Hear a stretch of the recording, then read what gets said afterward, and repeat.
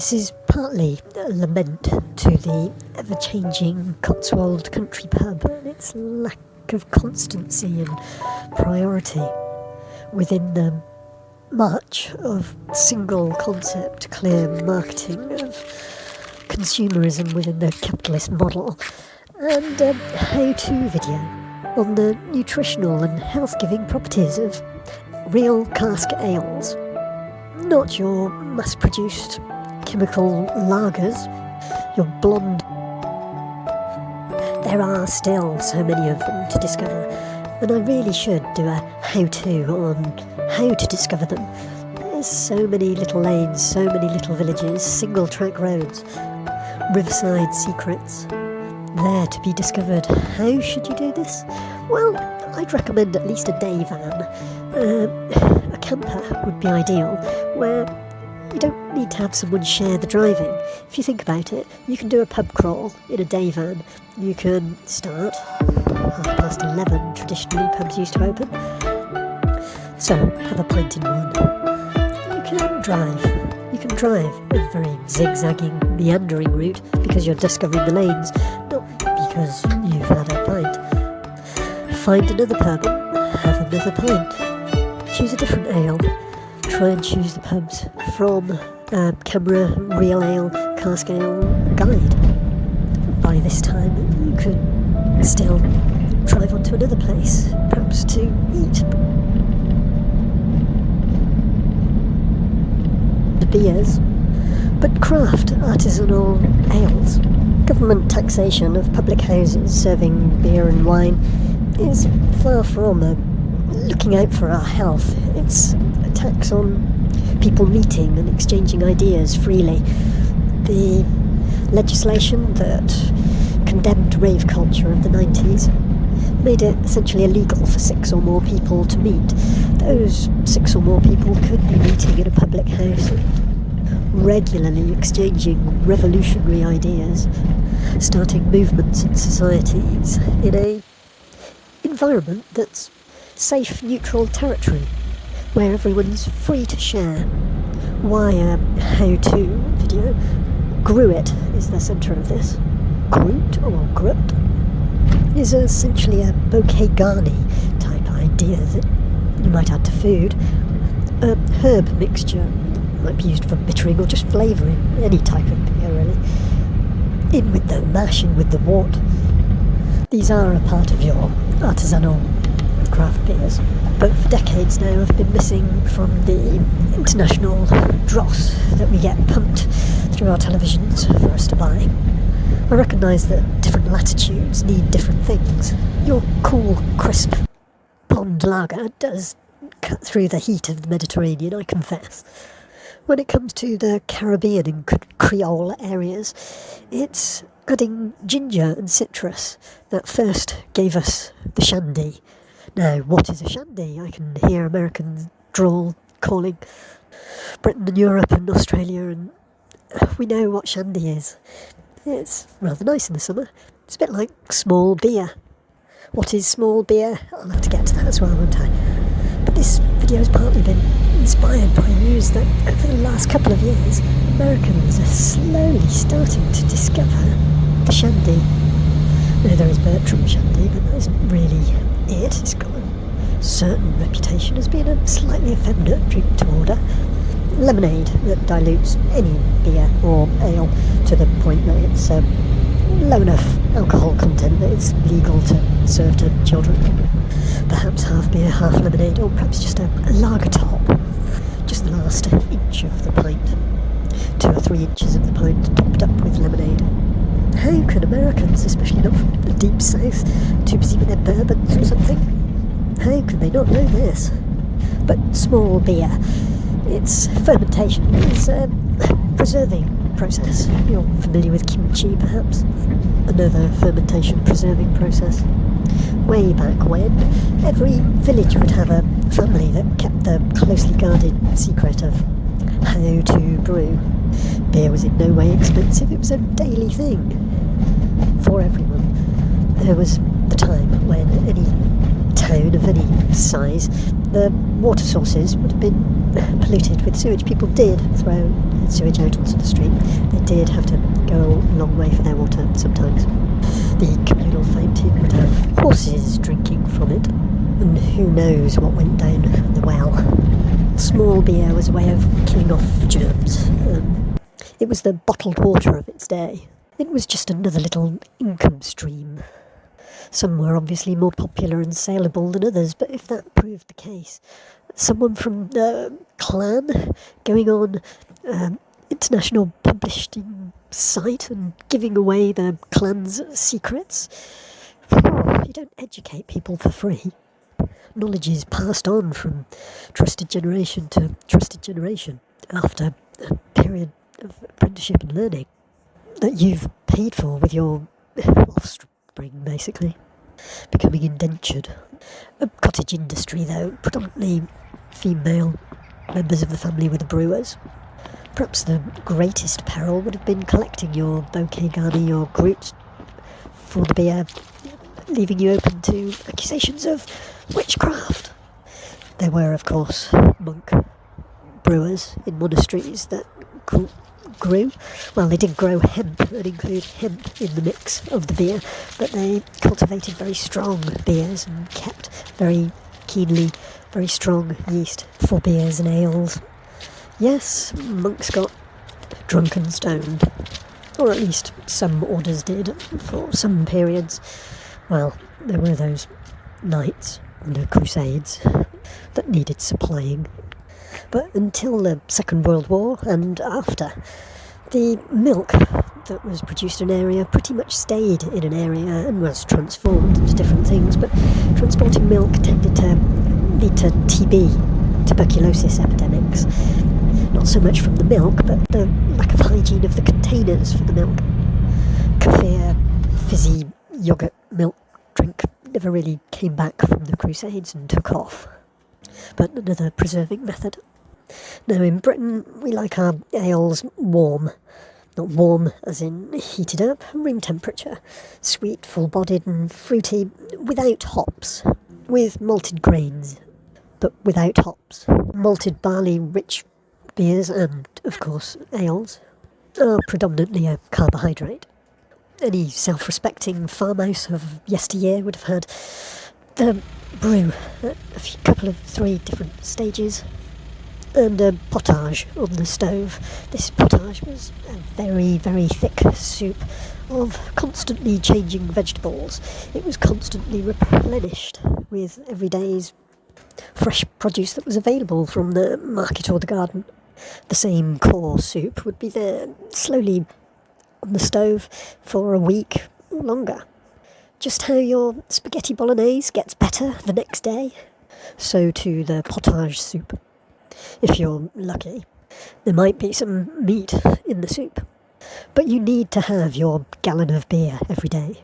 In almshouses and provision for the poor, a gallon of beer a day was what was needed for hydration, and given the same as millennials carry around with them with their little sippy cup water bottle things.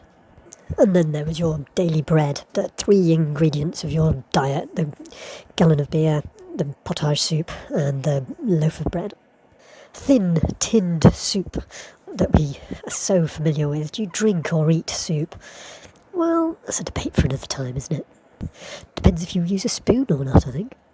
But just the same as you can't consider that consommé as anything close to potage and really call them both soup. Beer with good gruit becomes so much more nutritional than just carbohydrate. The malted barley-rich beers are rich in silicon.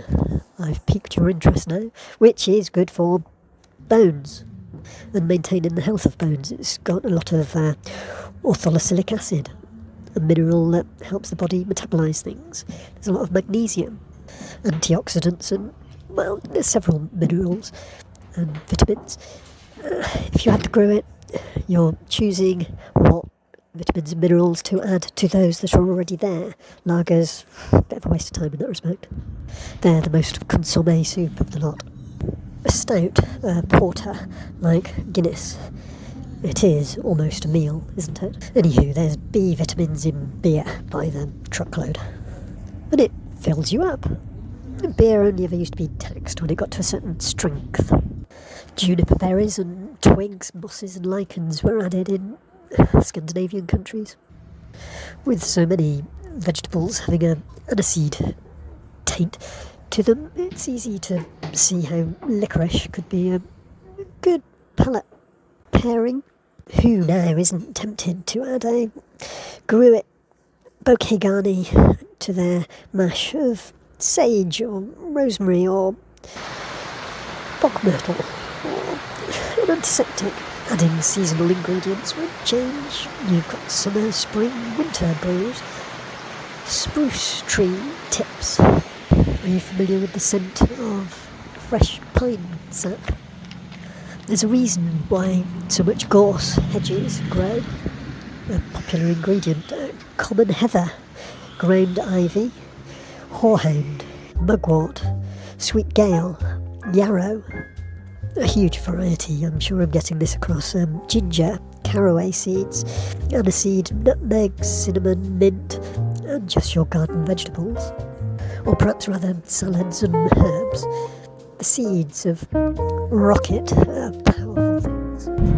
In France, for the first time, in the home of wine, we tend to think, for centuries, beer is now more popular than wine. This is causing problems for the wine industry, but the number of beer producers is expanding and improving.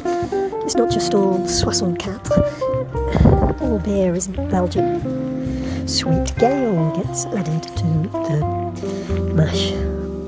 Wild bergamot, Sitka spruce tips, spices as well as herbs, verbena, chamomile, coriander, orange peel. The flowers of almost anything remotely fragrant. Woodworm, mugwort, turmeric, lemongrass, elderberries, Earl Grey tea, a Grenache grape. Did I say lavender, chamomile, elderberry? I'm tempted to explore what grains of paradise are that the brewer puts in by hand. Hyssop, peppercorns, dandelion, thyme, mugwort, oak bark. There are no end of healthy herb books out there now, are there? If you're doing the do and putting on a brew, throw it in. Experiment, go wild, travel back in time through your taste buds. 1 gallon mash at a time. Go for it, wort and all. Wort and all. Warts and all was how I used to like a Cotswold country pub, especially in the autumn. The proprietors would just start to put on the log fires that crackled in the hearth, lit up the room with a non-uniform, non-conformist flicker. There was a buzz and a glow of warmth from people's cheeks as much as anything. The small, dark casks of oak behind the bar, stacked high and wide, of several different types from a couple of different seasons, each with their own topping. There was always a few shiny brass phalluses on the bar that could provide the more well-travelled stock from further afield from the cellars through the pipework. There was always food available of some type till a certain time, but very much secondary. The lounge and the bar given over to different things, not a male preserve and a female preserve, but the ingrained patina, the dirt of the flagstone floors of ages, has given way these days. It's been cleaned up, sanitised, the walls no longer the colour taken on through the smoke of the years of logs. Yes, the log fires are often still there, but just the same as the townscapes have had their buildings cleared of all the history of coal-fired homes that made many of our cities look like black-faced buildings rather than the honey-coloured stone so famous in northern Cotswolds and the paler beiges of the southern Cotswold country areas. Not so stained externally, because there hasn't been that particular pollution. Yes, our cities look a lot more cheerful, I suppose, brighter, but we have falsified how we depended on the pits until Margaret Thatcher and Ronald Reagan came along. So this autumn the logs are crackling in the grates between the fire dogs, the ironwork of ages, but the whole pub environment has been given over to food. And I would like to say, and the worship of the celebrity chef in residence, but in so many cases it's the profit margin that's being worshipped. It's the same food that's delivered on the same trucks, already pre-prepared by the supplier, often far from local, that can enable the tightest of margins for the publican. We all lead quite sedentary lifestyles. When you go out for your Sunday lunch, you want a traditional roast meal. Yes, you get a cartoon of a Yorkshire pudding. But to order a beer, an ale, well, you have to have it before the meal, like a starter. Your beer has to be the hors d'oeuvre, or you just can't manage the beer and the hefty meal. There's the Christmas trade and the summer tourist. But in the autumn, you do have the crackling fire, but the customers hardly pay for the log. Where once there were several village pubs, these have slowly dwindled and diminished in number, many of them given over to housing. Quite good quality conversions, a lot of them. Few maintaining the bar. Surely making a wonderful kitchen, an authentic feature. Some public houses were just one-room affairs, like going into someone's living room and your behaviour changes accordingly. You're not allowed micro-breweries are only possible when it's a free house, not owned by a major brewing concession, which in the interests of profits for their own brews would limit the artisanal craft ales. Casks behind the bar would just be considered a liability. In terms of health and safety, a stainless steel or plastic barrel, not quite the same atmosphere, but product, yes, okay. Along with the fireside and the camaraderie, when you're amenable, the added value, the plus ingredient, is a folk band with traditional instruments.